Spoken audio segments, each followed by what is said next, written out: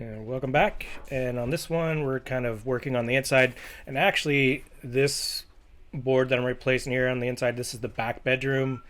And I actually replaced this before I started working on the outer rim joist because it was raining that day.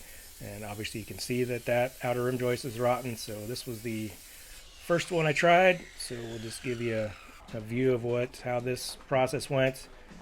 Took the old one, marked it out, and you can see here that I'm not a professional because I'm not stepping on the board there to hold it in place, and it took me like an hour just to make that straight cut. So yeah, DIY, non-pro.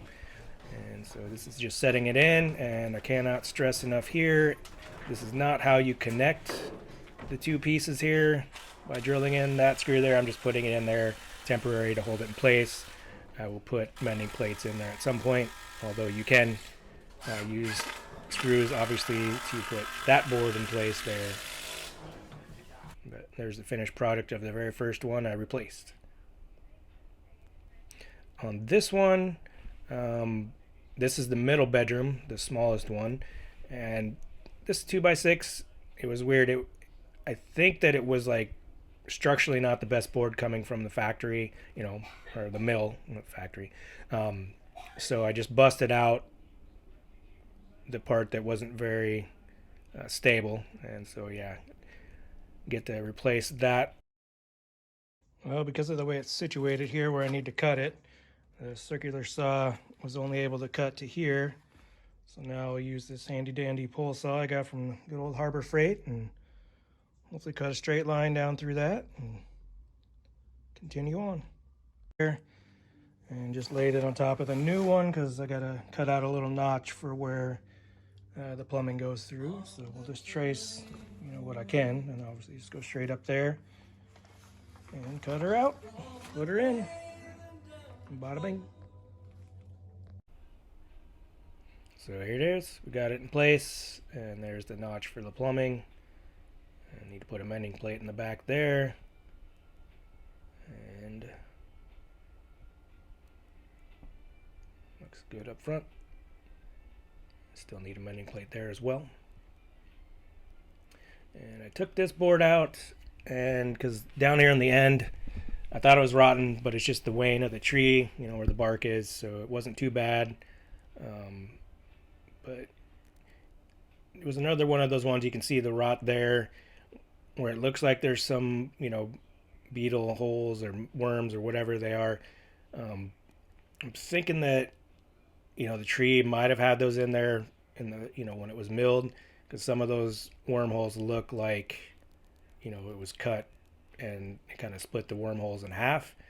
But who knows? I mean, there was a couple boards here on this end that had those, so maybe there was worms and whatnot in this house, but is what it is. Some of the, it was pretty solid, but up there was a little soft where you can see there, it would have worked, but I figured might as well take it out since we got the house open.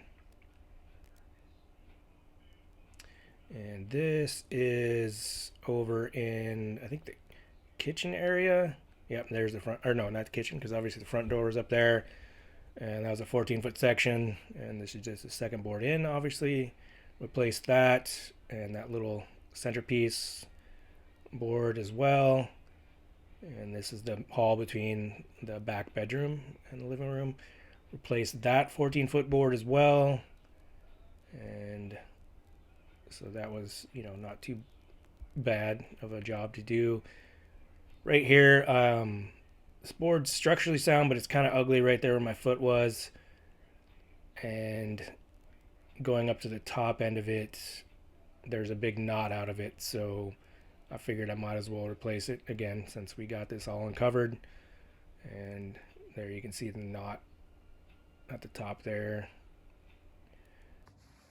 But I'm going to replace this one with another 14-footer. It'll just go past the plumbing section there, which means I don't have to take out all these nails and smooth it out. So we'll replace that, and it's actually decent most of the way up there, but it's pretty bad down here.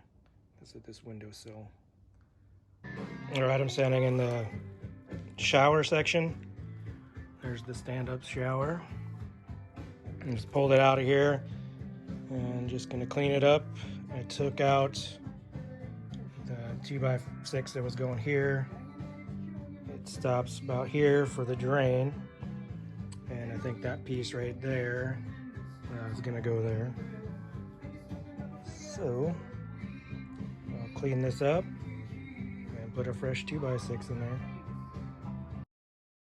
All right, on this board here, there was the cross brace that went from there to there to support the shower, but I took it out because when I cut the new piece right here, it was a little bit shorter, so I took it out. So we'll have to, tack it in a little farther up. But I didn't like that there was a splice there and a splice here, and then the factory splice there. It just seemed to, really hurt the integrity of this section. 1, 2, 3. But the board itself, not really rotten, and obviously at the front there, still really good. But I'll probably go from the front and then just cut. I was contemplating just going from there and then cutting like an 8 or 9 foot board to go where the splice is, but it didn't make any sense to, now that I look back on this video. So I'll probably just cut a 12-foot piece or at least a 10-foot piece, and go past it. And yeah, so it just didn't make any sense that I was thinking that at the time, but there it goes. All right, so today I did cut a 14-foot section here on the right side under there. You can't see it. And then a little 8-foot here where the washer and dryer was. And then I did take out the plumbing right there. And I decided not to replace either of those. I thought they were a little rotten, but it was just a little bit on the top, and I scraped it away, and it seems to be pretty solid, so I left those. So that's what I did back here. I will need one more little 8-foot 2x6 to finish that part, since it is kind of bad on the corner end there. So that's where we are with the interior joist at this point. Thanks for watching.